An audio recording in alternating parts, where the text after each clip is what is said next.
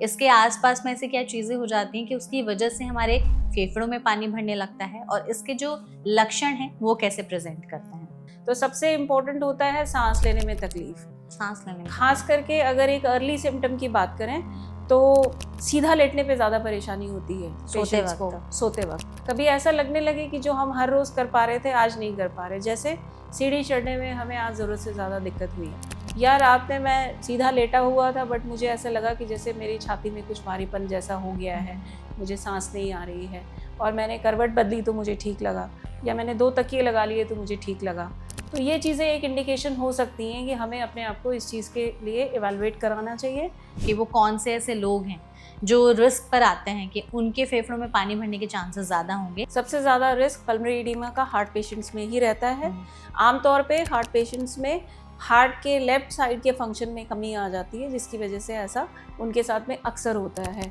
अब हम बात करें पल्मोनरी एडिमा से हट के फ्लूइड ओवरलोड, तो यहाँ पे लिवर और किडनी डिजीज़ वाले पेशेंट्स भी इंक्लूड हो जाते हैं। शरीर में पानी की इतनी मात्रा है तो सही है, इससे ज़्यादा क्रॉस कर गई तो हमारे फेफड़ों को डैमेज कर सकती है। 3-4 लीटर तक भी दिन भर में पी लेते हैं, कोई प्रॉब्लम नहीं आती है सामने। बट अगर किसी के साथ में कुछ रिस्ट्रिक्शंस हैं, कहीं हार्ट इश्यूज़ हैं, तो उनको इंस्ट्रक्शंस दी जाती हैं कि टोटल इनटेक उनका कम रहना चाहिए। आमतौर पे 1.5 से 2 लीटर का इंस्ट्रक्शन दिया जाता है दिन में। खाने की भी कुछ मनाही हो गई अगर फेफड़ों में पानी भर रहा है तो? सोडियम यानी सॉल्ट का इंटेक कम होना चाहिए। कभी कभी सॉल्ट का इंटेक इतना कम करना पड़ता है कि वो अगर हम उसको नॉर्मल फूड में कोरिलेट करके देखें तो वो खाना ऐसा होगा कि जो लगेगा बस हल्का सा नमक है, पर उसमें स्वाद नहीं आता। ऐसा प्रोसेस होता है कि ज़्यादा पानी भर गया है तो अब इसको निकाला जाना चाहिए? जी, ठीक होने के लिए यूरिन का बनना ज़रूरी होता है। हमने दवाई दी, पेशेंट का यूरिन अच्छे से निकल रहा है, तो हम मान के चलते हैं कि जो एक्स्ट्रा फ्लूइड है वो यूरिन के रास्ते से निकलता चला जा रहा है, और हम लोग उसको मॉनिटर करते रहते हैं। कुछ क्राइटेरियाज होते हैं, इतना आना चाहिए, इतना हमने दिया, इतना आया। इसको आपने कहा कि कई बार ऐसा हो जाता है कि ये दूसरे ऑर्गन्स तक भी चली जाती हैं। कौन कौन से ऑर्गन्स इन्वॉल्व हो जाते हैं फिर? जैसे लंग्स में अगर भर रहा है तो साथ ही साथ पेट में भी भर जाता है, जिसको हम असाइटिस कहते हैं। हल्का होता है तो देखने से समझ में नहीं आता, ज़्यादा हो जाता है तो एब्डोमेन यानी कि पेट फूलने लगता है। साथ ही साथ पैरों पे सूजन आ सकती है, चेहरे पे सूजन आ सकती है, पूरे शरीर पे कई बार सूजन आ जाती है। जब फ्लूइड ज़्यादा हो जाता है, बहुत ज़्यादा होता है, एक्सट्रीम केसेस में हमने देखा है पैरों पे इतनी सूजन होती है कि पानी पैरों की स्किन से बाहर निकलने लगता है इन फॉर्म ऑफ ड्रॉपलेट्स।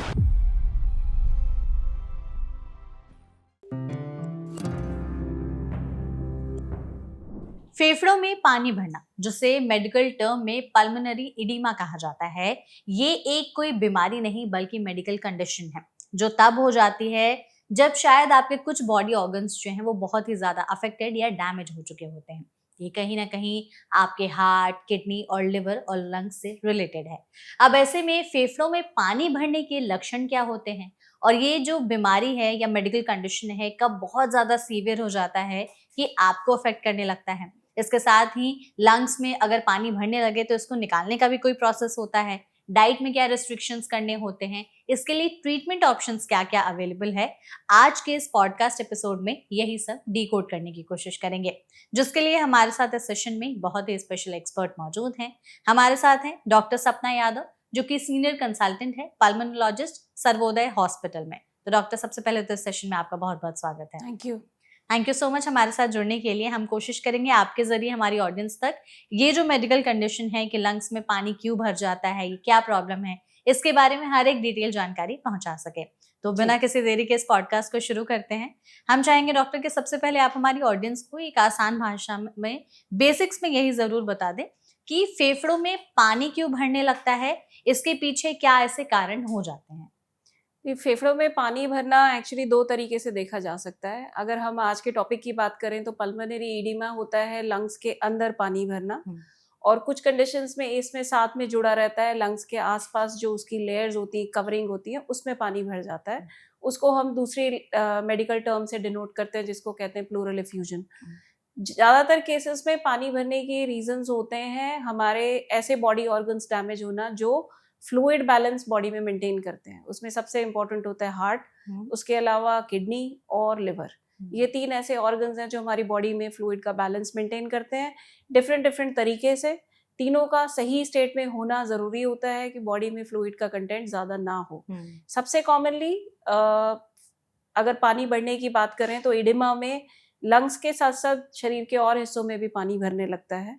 तो सब पेशेंट्स की डिफरेंट प्रेजेंटेशन होती है, कहीं पे कुछ पहले दिखता है, कहीं पे कुछ और पहले दिखता है, बट मेजरली ये 3 ऑर्गन्स होते हैं जिनकी वजह से ये होता है। हमारी जो शरीर की बनावट है वो कही जाती है कि 70% पानी ही है इसमें। आपने जैसे कहा कि जो हमारे ऑर्गन्स होते हैं जो मोस्टली इन्वॉल्व होते हैं वो हार्ट, किडनी और लिवर होते हैं, तो इसको थोड़ा सा बताइएगा कि अगर जैसे ये तीनों मेजर ऑर्गन्स हैं, इसके आसपास में ऐसी क्या चीजें हो जाती हैं कि उसकी वजह से हमारे फेफड़ों में पानी भरने लगता है, और इसके जो लक्षण हैं वो कैसे प्रेजेंट करते हैं? देखिए, मेनली हार्ट का काम होता है ब्लड को फॉरवर्ड मूवमेंट देना। ब्लड कई चीज़ों से बना है जिसमें पानी भी एक इम्पॉर्टेंट चीज़ होती है। हार्ट का फंक्शन अगर नॉर्मल चल रहा है तो सर्कुलेशन पूरी बॉडी में ठीक रहती है। कभी कभी हार्ट के 2 हिस्से, राइट और लेफ्ट दोनों साइड में से कोई भी अगर डैमेज है, अपना काम सही से नहीं कर पा रहा है, तो फ्लूइड का प्रेशर, बैक प्रेशर बढ़ने लगता है, फॉरवर्ड मूवमेंट कम हो जाती है, जिसकी वजह से हमारी ब्लड वेसल्स एनगॉर्ज हो जाती हैं। एनगॉर्ज से मतलब फूल जाती हैं। और उससे उनके अंदर प्रेशर बढ़ जाता है, जिसको कहते हैं हाइड्रोस्टेटिक प्रेशर। उस प्रेशर के बढ़ने से पानी का कंटेंट, सेल्स हमारी ब्लड वेसल्स से बाहर नहीं निकल सकते, पर पानी की मूवमेंट बड़ी आसानी से अंदर बाहर हो सकती है। तो जब भी कभी प्रेशर बढ़ता है तो पानी हमारी ब्लड वेसल्स से निकल करके लंग्स के अंदर भरना शुरू हो जाता है, जिसकी जितनी सिवियर इशू होते हैं उसके उस हिसाब से वहाँ पे एक्यूमुलेशन होती है। साथ ही साथ अगर किडनी और लिवर की बात करें तो किडनी का मेन काम होता है एक्स्ट्रा फ्लूइड को बॉडी से निकालना, यूरिन के फॉर्म में। यूरिन बनता रहता है लगातार, तो बॉडी में फ्लूइड इकट्ठा नहीं होता। लिवर का काम होता है डिटॉक्स करना, इलेक्ट्रोलाइट्स बॉडी में मेंटेन करना, सोडियम का बैलेंस मेंटेन करना, प्रोटीन्स बॉडी में बना के रखना, जो सारा हमारे बॉडी में फ्लूइड रिटेन करने के लिए रिस्पॉन्सिबल होते हैं। अब इनमें से किसी में भी कोई डिफरेंस आता है, नॉर्मल फंक्शनिंग से हट के कुछ होता है, तो बैलेंस गड़बड़ा जाता है। कितना मूवमेंट फॉरवर्ड हो पा रहा है, कितना किडनी निकाल पा रही है, कितना लिवर हैंडल कर पा रहा है, कहीं भी कोई एक बैलेंस का पॉइंट गड़बड़ होता है तो यहाँ पे टेंडेंसी बन जाती है कि लंग्स में फ्लूइड भरने लगे। तो ये जो हार्ट, किडनी और लिवर का मेजर है। एग्जैक्टली। और इसके मेन सिम्टम्स अगर हम बात करें कि लक्षण क्या होते हैं, तो सबसे इम्पोर्टेंट होता है सांस लेने में तकलीफ। सांस लेने में खास करके अगर एक अर्ली सिम्टम की बात करें तो सीधा लेटने पे ज्यादा परेशानी होती है पेशेंट्स को। सोते वक्त वो बैक पे लेट के सोना उनके लिए मुश्किल होता है। कई बार वो करवट पे सो जाते हैं, कई बार वो 2 तकिए लगा के अपना हेड एंड ऊंचा कर लेते हैं, तो उससे उनको थोड़ा रिलीफ मिल जाता है। एंड इट्स बिकॉज पोजिशन के हिसाब से लंग्स में कंजेशन अपना इफेक्ट दिखाता है। तो जब भी कभी हेड एंड को थोड़ा ऊंचा रखते हैं तो उनको सांस लेने में तकलीफ उतनी नहीं लगती है। और जब ये प्रॉब्लम ज्यादा होने लगती है तो इसका असर चेहरे पे सूजन, पैरों पे सूजन के फॉर्म में भी दिखाई देने लगता है, जो कि एक ही बीमारी का पार्ट होता है।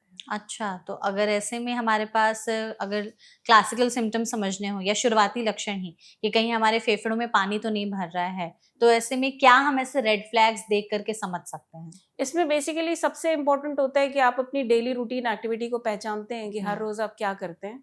कभी ऐसा लगने लगे कि जो हम हर रोज कर पा रहे थे आज नहीं कर पा रहे, जैसे सीढ़ी चढ़ने में हमें आज जरूरत से ज्यादा दिक्कत हुई, या रात में मैं सीधा लेटा हुआ था बट मुझे ऐसा लगा कि जैसे मेरी छाती में कुछ भारीपन जैसा हो गया है, मुझे सांस नहीं आ रही है, और मैंने करवट बदली तो मुझे ठीक लगा, या मैंने 2 तकिए लगा लिए तो मुझे ठीक लगा। तो ये चीज़ें एक इंडिकेशन हो सकती हैं कि हमें अपने आप को इस चीज़ के लिए इवैल्यूएट कराना चाहिए।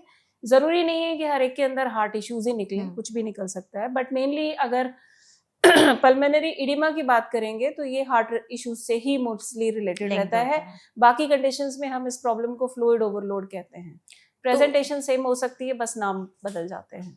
तो आपने जैसे जो हमें लक्षण बताए, ये कितने दिनों तक चले हमारी बॉडी में, तब हमें समझना चाहिए कि शायद जो है ये बीमारी गंभीर हो रही है?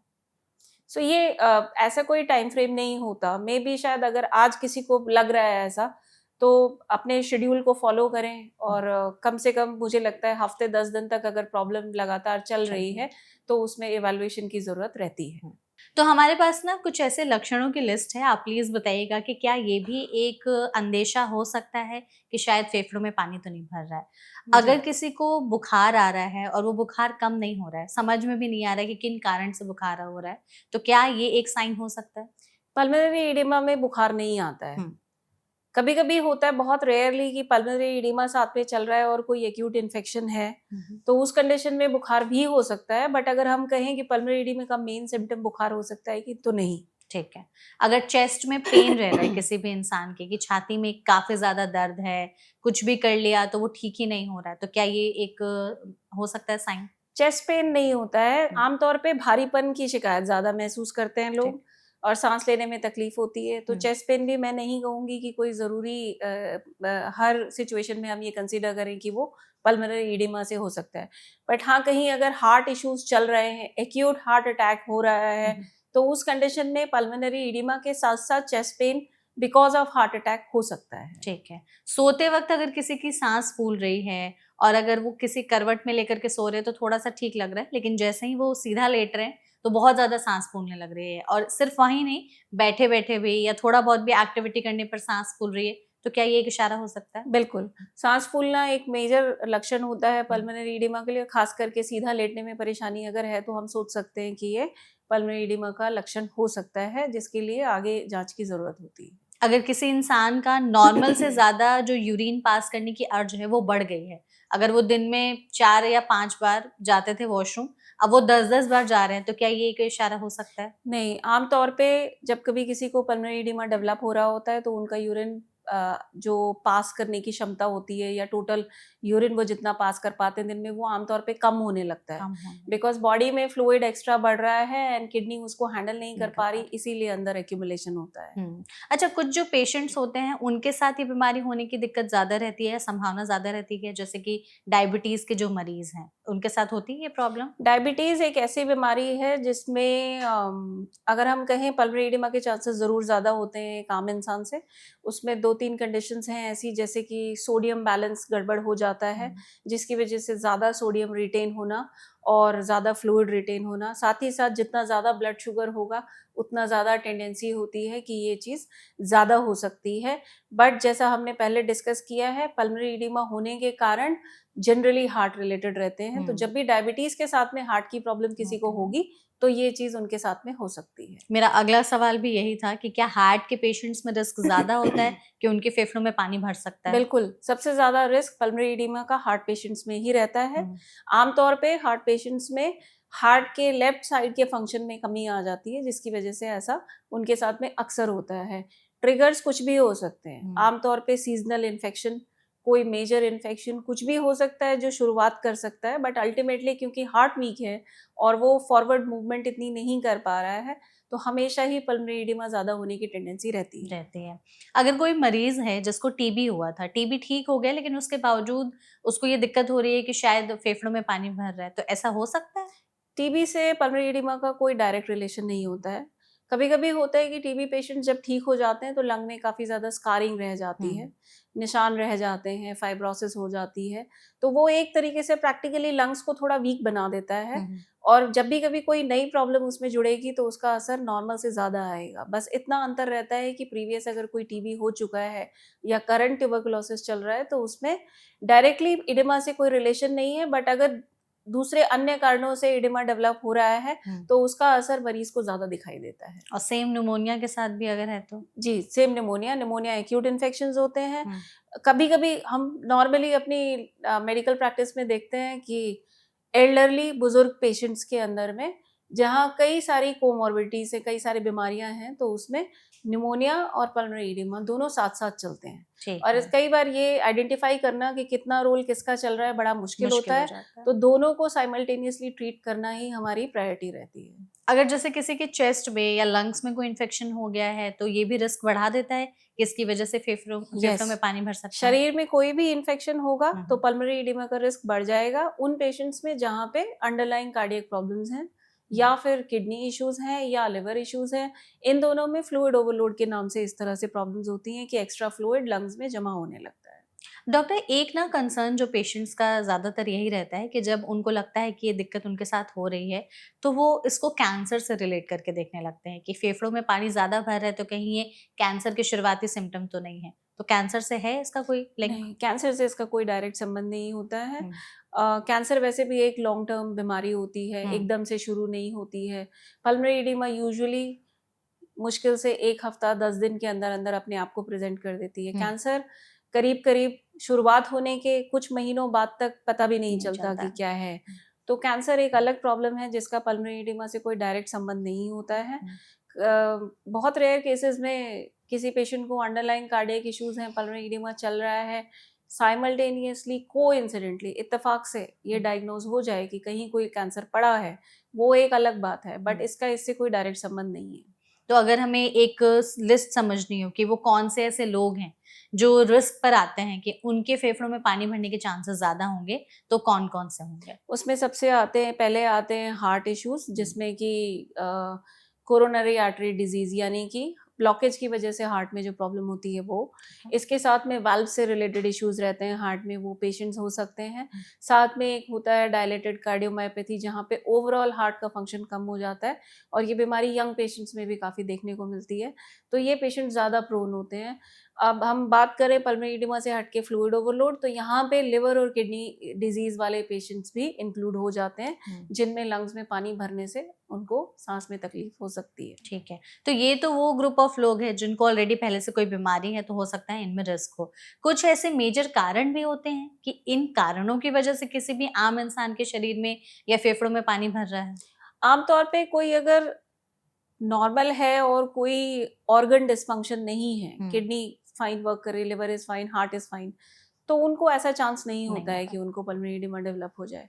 जब हमारे ऑर्गन्स डैमेज होते हैं और नॉर्मल फ्लूइड बैलेंस नहीं मेंटेन कर पाते हैं, तब ऐसा होता है। तो फ्लूइड बैलेंस जो है वो बॉडी में मेंटेन रहना कितना ज्यादा जरूरी है? हमारी ऑडियंस को अगर समझना हो कि शरीर में पानी की इतनी मात्रा है तो सही है, इससे ज्यादा क्रॉस कर गई तो हमारे फेफड़ों को डैमेज कर सकती है। देखिए, आमतौर पे अगर किसी की कोई रिस्ट्रिक्शन नहीं है तो लोग 3-4 लीटर तक भी दिन भर में पी लेते हैं, कोई प्रॉब्लम नहीं आती है सामने। बट अगर किसी के साथ में कुछ रिस्ट्रिक्शंस हैं, कहीं हार्ट इश्यूज हैं, तो उनको इंस्ट्रक्शंस दी जाती हैं कि टोटल इनटेक उनका कम रहना चाहिए। आमतौर पे 1.5 से 2 लीटर का इंस्ट्रक्शन दिया जाता है दिन में लेना चाहिए।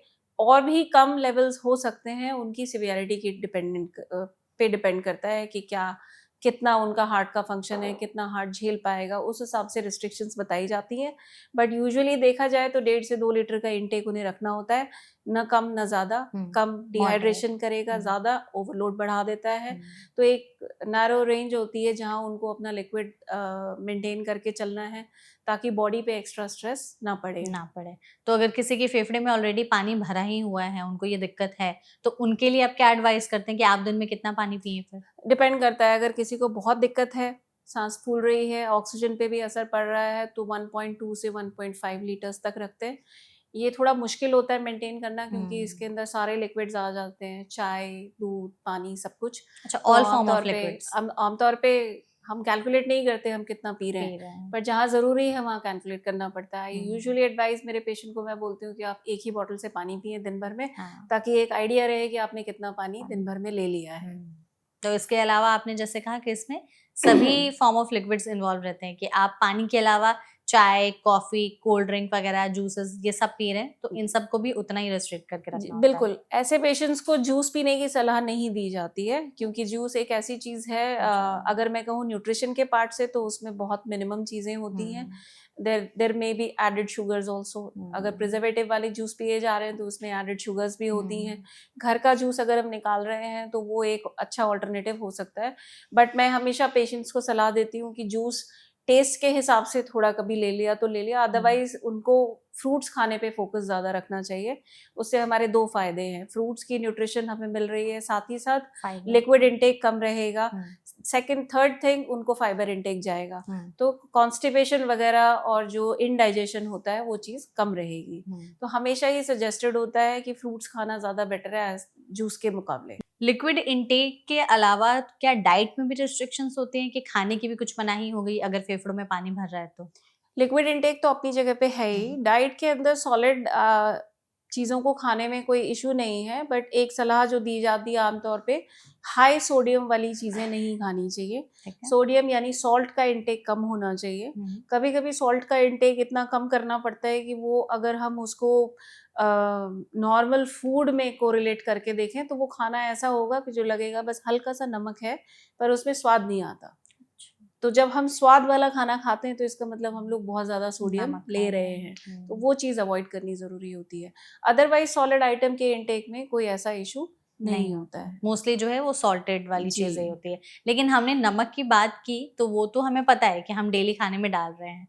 जो हम बाहर से खाने की चीजें लेते हैं जिसमें हिडन सॉल्ट्स होते हैं, उस पे भी रिस्ट्रिक्शन हो जाती है फिर? बाहर वाले खाने के अंदर हमारे घर के खाने से करीब 3 से 4 गुना ज़्यादा सॉल्ट होता सॉल्ट है। होता है वही। और कभी अगर नोटिस किया जाए हम खुद कुछ प्रिपेयर कर रहे हैं, तो जब भी हम उसमें सॉल्ट स्पाइसेस डालते हैं तो वी कम हैव टू कम पुट, इतना सारा डालना पड़ता है उसको टेस्टी बनाने के लिए कि तो जो बाहर से आ रहा है वो तो और भी ज़्यादा होता है। पता नहीं तो उसमें कितना हमेशा डालते हैं। कम से कम उसका यूज़ होना चाहिए, हम्म। और जहाँ ऑलरेडी प्रॉब्लम्स शुरू हो चुकी हैं वहाँ तो ये चीज़ें बिल्कुल ही अवॉइड की जाएँ तो ज़्यादा अच्छा है। और अगर जैसे कोल्ड ड्रिंक्स वगैरह होती हैं या कैफेनेटेड ड्रिंक्स, फिज़ी ड्रिंक्स होती हैं, इन सबको एकदम से आप मना कर देते हैं कि लो ही मत? बिल्कुल, हुँ, इसमें पानी, दूध, चाय, कॉफ़ी ये सारी ऐसी चीज़ें चीज़ें हैं। हैं जिनको मना नहीं किया जाता है, एज़ पर पेशेंट्स रिक्वायरमेंट वो ले सकते हैं। कैफ़ीन इंटेक भी कम होना चाहिए, दिन हुँ, में 2 कॉफ़ी, 3 कॉफ़ी इससे ज़्यादा नहीं नहीं हो। होना चाहिए। और लिक्विड का रिस्ट्रिक्शन तो है ही है। जो ड्रिंक्स आपने अभी मेंशन करी वो वैसे भी न्यूट्रिशन के पार्ट पे कोई रोल प्ले नहीं करती हैं। सो मैं अपनी तरफ से हमेशा सजेस्ट करती हूँ कि ये इंटेक वेरी ओकेजनल, हुँ। मे बी से less than in once in a month और समथिंग। कैफ़ीन की जब हम बात करते हैं, तो कुछ ऐसी स्टडीज़ हैं जो बताती हैं कि जैसे ज़्यादा कैफ़ीन के कंज़प्शन से चाय, कॉफ़ी के यूरिन पास करने की अर्ज या टेंडेंसी बढ़ जाती है। जी। तो ऐसे में फेफड़ों में अगर पानी भरा हुआ है किसी के और अगर कोई चाय, कॉफ़ी का इंटेक बढ़ा देते हैं, तो उन्हें ऐसा कई बार लगता है कि हम ज़्यादा यूरिन पास करेंगे तो शरीर से पानी निकल जाएगा। तो इस बात में है कुछ ऐसा कि हाँ, प्रैक्टिस ये सही है? कैफ़ीन इंटेक डायूरेसिस कराता है। हुँ, डायूरेसिस मतलब इंक्रीज़ टेंडेंसी यूरिन पास करने की, पर उसके अपने नेगेटिव इफ़ेक्ट्स भी होते हैं। अच्छा। जैसे कि ज़्यादा कैफ़ीन लेने से हार्ट बीट ज़्यादा हो सकती है, हुँ, ब्लड प्रेशर हाई हो सकता है, साथ ही साथ इंडाइजेशन गैस्ट्राइटिस की प्रॉब्लम होती है। हुँ, ये सारी चीज़ें किसी भी कार्डियक पेशेंट के लिए सही नहीं होती हैं। हुँ, तो कैफ़ीन इंटेक हमेशा ही एक कैलिब्रेटेड अमाउंट यानी कि निश्चित अमाउंट में ही लेना चाहिए। हुँ, बाकी का जो थेरापेटिक इफ़ेक्ट हमें चाहिए, जो हमें चाहिए कि हमारी बीमारी को ठीक करे, हुँ, वो मेडिसिन्स होनी चाहिए। हुँ। क्योंकि इनके जो इल इफ़ेक्ट्स हैं, ये पेशेंट के लिए ज़्यादा नुकसान करेंगे, बेनिफिट के कंपैरिज़न में। कुछ लोग घरेलू नुस्खे भी अपनाने लगते हैं कि हमें बोल दिया गया है कि फेफड़ों से पानी निकालना है, तो ये कर लो, ये कर लो। आपके पास कुछ ऐसे नुस्खे आए हैं अपने पेशेंट्स की तरफ से? आपने जो सुना हो, जो सुनकर आपको भी शॉक लग गया हो कि ये कहाँ से आ रहा है? वो बहुत सारी चीज़ें ऐसे लोग बताते हैं कि हुँ, हमें कुछ-कुछ पता चला, हमें किसी ने बताया ऐसा करना है, वैसा करना है। तो जो माइनर चीज़ें हैं, जो जिनमें ज़्यादा नुकसान नहीं होता है, हुँ, हुँ। तो वो चीज़ें मैं फिर भी एक्सेप्ट करने के लिए बोल देती हूँ कि आप करना चाहें कर लें, इससे जैसे? शायद कोई फ़ायदा नहीं होगा हुँ, और नुकसान भी नहीं होगा। जैसे बस जैसे? जैसे कि वो बहुत सारे लोग बोलते हैं कि हम हमें किसी ने बोला है कि आप दूध बिल्कुल मत पियो ऐसी हुँ, कंडीशन में, क्योंकि वो पानी भर जाएगा। तो मैं उनको सजेस्ट करती हूँ कि दूध लिक्विड का पार्ट है, आप उसे हुँ, अपने टोटल लिक्विड इंटेक के बीच में कैलकुलेट करके उसे आराम से ले सकते हैं। इसके अपने प्लस इफ़ेक्ट्स हैं जो आपको हुँ, चाहिए। कैल्शियम मिलेगा, पेट की डाइजेशन के लिए इम्पोर्टेंट है। तो फिर भी क्योंकि उनको किसी ने कहा होता है तो they would like to try it. हुँ, इसमें कोई नुकसान नहीं होता। फॉर हाँ, some time they can hold on milk, right. और देख के देख सकते हैं। बट अल्टीमेटली हमें पता होता है कि ये चीज़ें कोई अंतर नहीं डालेंगी। हुँ, पेशेंट को जब रियलाइज़ हो जाता है कि इससे कोई फ़र्क नहीं पड़ रहा, तो they come back to their original normal. Exactly. ऐसे में फिर हमें अगर समझना हो कि ऐसे कौन से सबसे पहले तो टेस्ट है, जिससे पता चलता है कि हाँ, हमारे फेफड़ों में पानी भर रहा है। अगर हमें लक्षण समझ में आ रहे हैं कि हाँ, ये लक्षण दिखाई दे रहे हैं, हमें थोड़ा-सा ऐसा इशारा हो रहा है, तो हम कौन से टेस्ट जाकर के करा लें? देखिए, इसमें जब भी कभी कोई ऐसा पेशेंट आता है जिसमें उनको हमें लगता है कि एक पॉसिबिलिटी हो सकती है कि पल्मोनरी एडिमा है, जो कि हम आइडेंटिफ़ाई करते हैं उनके सिम्पटम्स, उनकी क्लिनिकल अपीयरेंस, हुँ, फेस पे स्वेलिंग, पैरों पे स्वेलिंग, हुँ, साथ में एग्ज़ामिनेशन। एग्ज़ामिनेशन में हम लोग ऑस्कल्टेट करते हैं, चेस्ट में हमें कुछ फाइंडिंग्स मिलती हैं, जिनसे हमें लगता है कि ये हो सकता है, हुँ, तो हम उसमें कुछ टेस्ट कराते हैं related to lungs and heart, ठीक है। सबसे पहले। हुँ, साथ ही साथ रूटीन ब्लड टेस्ट जिसमें लिवर और किडनी के टेस्ट भी आ जाते हैं। हुँ, इसमें एक्स-रे कराया जाता है, साथ ही साथ इसमें हार्ट के फंक्शन की असेसमेंट के लिए इको किया जाता है। हुँ, ब्लड टेस्ट के अंदर लिवर और किडनी का टेस्ट तो होगा ही हुँ, होगा। हार्ट फेलियर के मार्कर्स होते हैं जो ब्लड टेस्ट में हम करते हैं। इन सारी चीज़ों को क्लब करके एक डायग्नोसिस बनता है कि हाँ, इसमें पल्मोनरी एडिमा डेवलप हो रहा है। तो वो पेशेंट को डिपेंडिंग अपॉन सिवियरिटी क्या हम ओपीडी में मैनेज कर सकते हैं, या फिर उनकी प्रॉब्लम्स इतनी ज़्यादा हैं या इतनी सारी चीज़ें इन्वेस्टिगेशन में निकल के आई हैं कि उनको एडमिट करना पड़ेगा, ताकि हम ट्रीटमेंट रिस्पॉन्स असेस कर सकें, एनी कॉम्प्लिकेशन जो ट्रीटमेंट के साथ में आने वाली कॉम्प्लिकेशंस हैं उनको देख सकें और उनके फ्यूचर के लिए एक बेटर प्लान बना सकें, तो उस हिसाब से उनको गाइड किया जाता है। जो लोग ऑलरेडी किसी बीमारी से पीड़ित हैं, उन्हें क्या इन टेस्ट को साल में एक बार करा लेना चाहिए? अगर लक्षण नहीं भी दिखाई दे रहे देखिए तो जैसे आपने कहा कि heart, diabetes, liver, kidney. 40 years के बाद में आई थिंक रूटीन चेकअप साल में एक बार हो जाना चाहिए। 40 से नीचे चांसेस ऑफ दीज प्रॉब्लम्स वो कम होता है, तो उसमें ऑप्शनल है, कोई करना चाहे कर सकता है। बट अगर रिकमेंडेशन बोलें, ऐसी कोई सेट गाइडलाइन नहीं है, बट हम लोग रोज पेशेंट देखते हैं तो हमें समझ में आता है कि अब न्यू नॉर्मल इज 40, जो पहले 50 हुआ करता था अब 40 हो गया है। 40 के बाद ब्लड प्रेशर, डायबिटीज, ये ऐसी चीजें हैं जो एक नहीं तो दूसरी किसी न किसी को मिलती रहती है, किसी भी फॉर्म में भी पीपल गेट सरप्राइज ऑल्सो कि मेरे को कैसे हो गया, बट हो जाता है। It's because may be the lifestyle का स्ट्रेस है जो ये सब करता है, प्लस हमारा खाना पीना भी इस तरीके से है, हर कोई जल्दी में रहता है हर चीज़ के लिए, तो स्ट्रेस कहीं ना कहीं रहता ही है at the back of the mind. तो ये चीज़ें 40 के बाद एक रूटीन चेकअप करने से कई बार हम चीज़ें पिक कर लेते हैं। मैं अगर एग्जांपल दूं तो मेरे पास अभी कुछ दिन पहले ओपीडी में एक अराउंड 30 ईयर मेल ही केम, 2 महीने से he was following with other doctors, he had certain वेग सिम्टम्स, जैसे उनके चेहरे पे बहुत हल्की सी स्वेलिंग, पैरों पे बहुत हल्की सी स्वेलिंग, और उनका सांस फूलता था। अच्छा। He underwent many test but problem नहीं पिक हुई। Then he came to me. फिर मैंने उनको 3 इन्वेस्टिगेशन लिख के दी, जिसमें उनके हार्ट की जांच थी इको, और एक सीटी स्कैन कराया लंग्स और पेट दोनों का, ये देखने के लिए कि कहीं ऐसी कोई चीज़ तो नहीं चल रही है कि जैसे लिवर में कोई प्रॉब्लम है, किडनी में कोई इशू है, अल्ट्रासाउंड से बेटर सीटी स्कैन पकड़ पाता है, चेस्ट में कोई इशू है, कोई नया इन्फेक्शन ऐसा चल रहा है जो 2 महीने से चले जा रहा है तो मैं पकड़ लूँ। एक्सरे की सेंसिटिविटी कम होती है, इसीलिए 2 महीने से वो परेशान घूम रहे थे, तो मैंने सीटी स्कैन कराया। द फर्स्ट इन्वेस्टिगेशन जो उन्होंने मुझे करा के दिखाई वो इको थी। इको में उनका हार्ट का फंक्शन 25% था, जो 60% होना चाहिए। तो he was suffering from dilated cardiomyopathy, जो कि पिक नहीं हो पा रहा था, जिसकी वजह से उनको सांस में दिक्कत थी, पेट पे भी थोड़ा भारीपन रहता था, और ओवरऑल प्रॉब्लम उस एक इन्वेस्टिगेशन से एक्सप्लेन हो गया कि ये रीजन है जिसकी वजह से उन्हें दिक्कत हो रही है। तो कई बार अप्रोप्रिएट टेस्ट टाइम पे नहीं हो पाता है तो चीज़ें डिले हो जाती हैं, और खास करके एज की वजह से यंग एज में लोग कार्डियक इश्यूज सस्पेक्ट नहीं करते हैं, एक्सपेक्ट भी नहीं करते, इसलिए भी डिले हो जाता है। आपने जो पेशेंट का एग्जांपल दिया, आपने बताया कि वो 30 साल के ही थे जी। और उन्हें इस तरह की प्रॉब्लम हो रही थी। ऐसे में आपको लग रहा है कि आज के समय में जो ये बीमारियां हैं या जो हम अभी बात कर रहे हैं फेफड़ों में पानी भरने की, वो यंग केसेस में ज्यादा देखने को मिल रही हैं? एक्चुअली ये चीज़ें पहले से ही देखने में आती हैं। डायलेटेड कार्डियोमायोपैथी एक ऐसी बीमारी है जो ओल्ड एज ग्रुप और यंग एज ग्रुप दोनों में हो सकती है। मुझे ऐसा नहीं लगता कि ये आजकल बढ़ गई है, ये हमेशा से ही थी, बस शायद पहले डायग्नोसिस कम हो पाता था बिकॉज इन्वेस्टिगेशन मोडालिटीज इतनी नहीं होती थी या डिले हो जाता था। बट हाँ, अगर हम कहें कि एक्वायर्ड कार्डियक प्रॉब्लम्स जो हैं, डायलेटेड कार्डियोमायोपैथी में कोई खास कारण नहीं होता क्यों हुआ, हो जाता है। बट जो और प्रॉब्लम्स हैं जहाँ ब्लॉकेज हो जाती है हार्ट में, उसकी वजह से हार्ट का फंक्शन गड़बड़ हो गया और उससे पल्मोनरी एडिमा डेवलप हो रहा है, तो वो कुछ करेक्टेबल फैक्टर्स हो सकते हैं कि आने वाले समय में लोगों को ना हो। लाइफस्टाइल मॉडिफिकेशन हो सकती है, खाने में चेंजेस किए जा सकते हैं कि ये ब्लॉकेज वाला इशू कम किया जा सके। बट अगर हम बात करें डायलेटेड कार्डियोमायोपैथी, तो उसका इंसिडेंस पहले भी इतना ही था मोस्ट प्रोबेबली, और अब भी ऐसा ही है, क्योंकि इसमें कोई रीज़न नहीं पता चलता है, तो ये बता पाना मुश्किल होता है कि ये किस चीज़ से हम इसका रिस्क कम कर सकते हैं। डॉक्टर, ऐसी कोई लिमिट भी है क्या कि फेफड़ों में इतना पानी जमा हो रहा है तो इतने तक हम थोड़ा सा उसको कम डेंजरस मानते हैं, इससे ज्यादा अगर पानी जमा होने लगे तो वो बहुत ज्यादा डेंजरस हो जाता है? एक्चुअली पल्मोनरी एडिमा में पानी की क्वांटिटी को असेस करना पॉसिबल नहीं होता बिकॉज वो लंग्स के अंदर भरा होता है। कभी कभी पल्मोनरी एडिमा जब ज़्यादा सिवियर हो जाता है तो वो लंग्स के बाहर भी आ जाता है, जिसको बोलते हैं प्लूरल एफ्यूजन। उसको क्वांटिफाई करना पॉसिबल है। उसमें 500 से नीचे नीचे अगर फ्लूइड होता है तो वो हमारे लिए कम हार्मफुल है, दवाइयों से क्लियर किया जा सकता है। 500 कितना? 500 ml, सो करीब आधा लीटर मान लीजिए। इससे कम होता है तो हम लोग जनरली दवाई का ट्रायल देते हैं, मेडिसिन से थ्रू यूरिन उसको निकालने की कोशिश करते हैं।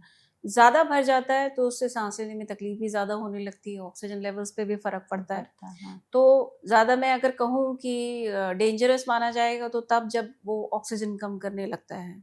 अगर इस प्रॉब्लम की वजह से पेशेंट का ऑक्सीजन ड्रॉप हो रहा है, उनको ऑक्सीजन सप्लीमेंटेशन की ज़रूरत है, तो तब वो सीरियस इशू होता है, वहाँ पे हमें अर्जेंट मेजर्स लेने पड़ते हैं। ये जो पानी भरने की प्रॉब्लम है फेफड़ों में, इसको आपने कहा कि कई बार ऐसा हो जाता है कि ये दूसरे ऑर्गन्स तक भी चली जाती हैं। जी। कौन-कौन से ऑर्गन्स इन्वॉल्व हो जाते हैं फिर? जैसे लंग्स में अगर भर रहा है तो साथ ही साथ पेट में भी भर जाता है, जिसको हम असाइटिस कहते हैं।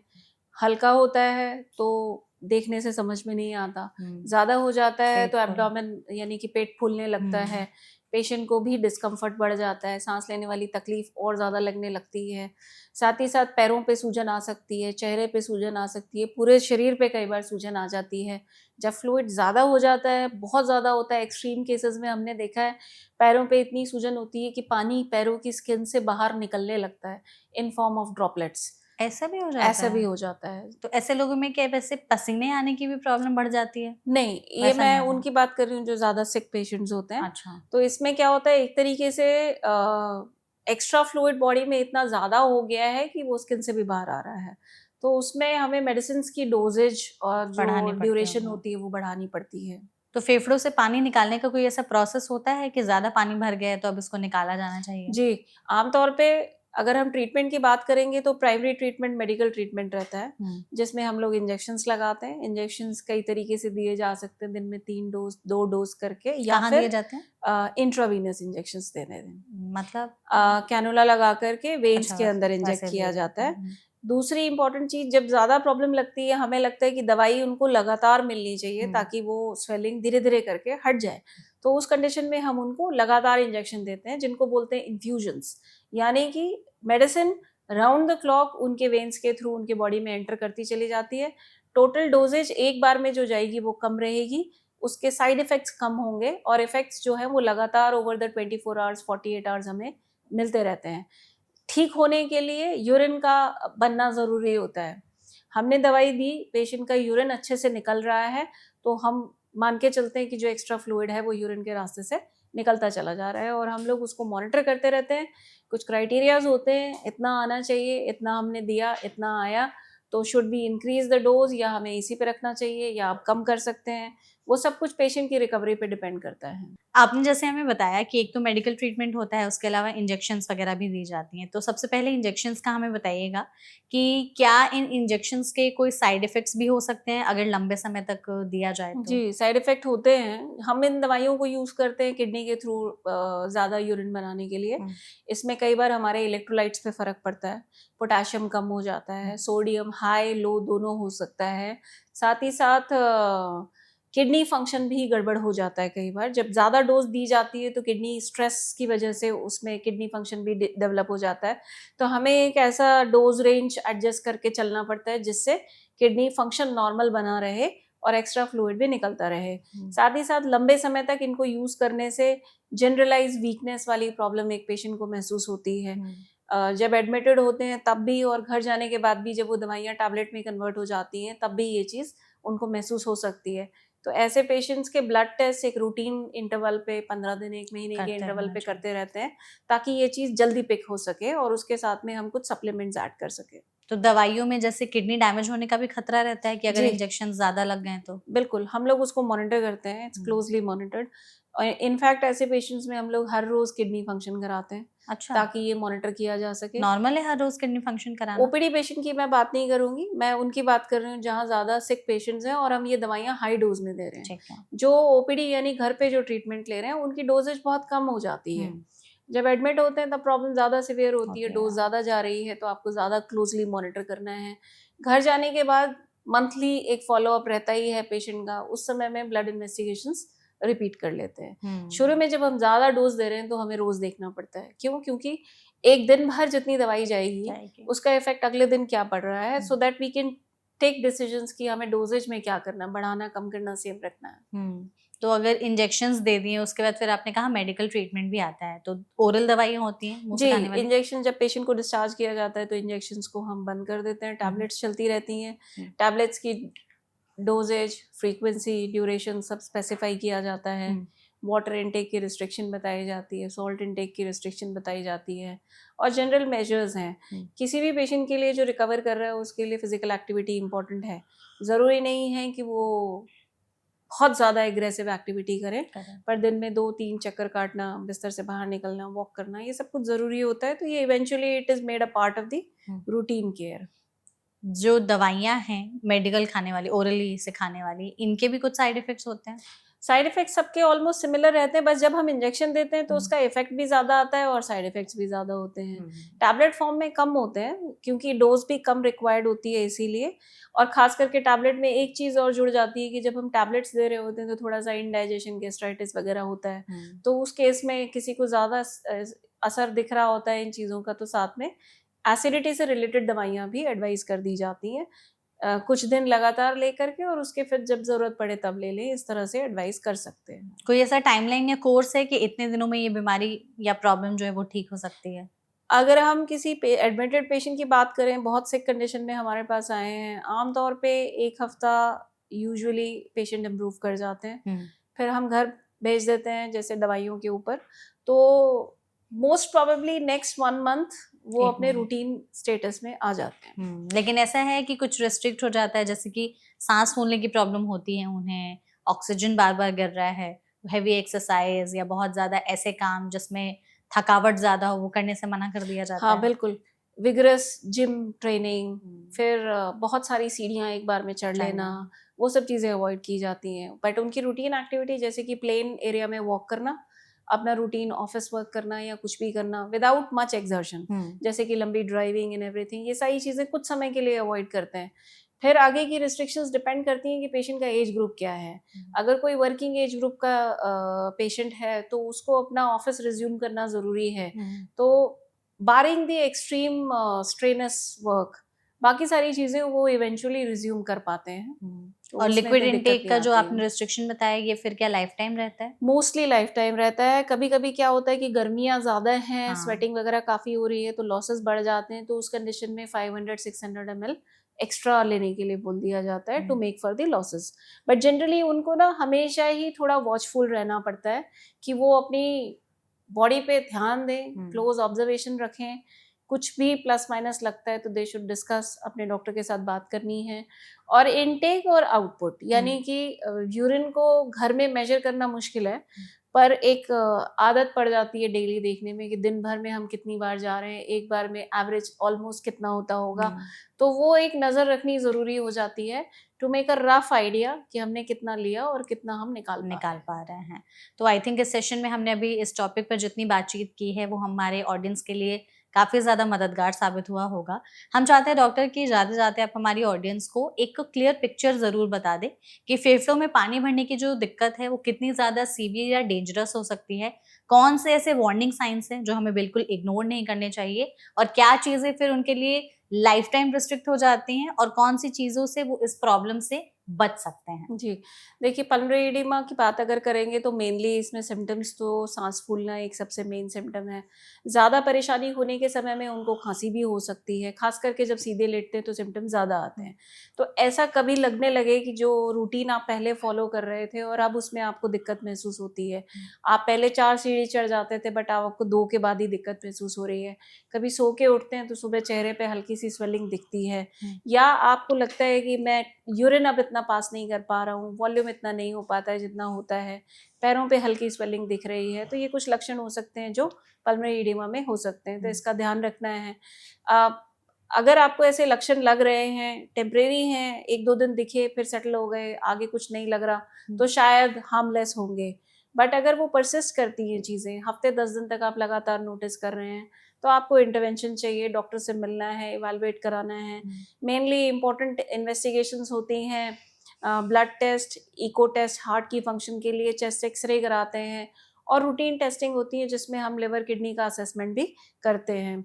अब अगर बात करें कि किसी को कुछ कार्डियक इश्यूज डेवलप हो चुके हैं जिसकी वजह से उन्हें ये प्रॉब्लम हो रही है, तो उनके लिए मेन इंपॉर्टेंट दवाइयों के अलावा इंपॉर्टेंट होता है फ्लूइड बैलेंस बॉडी में मेंटेन करने के लिए इनटेक को रिस्ट्रिक्ट करना होता है, लिक्विड इनटेक मेनली।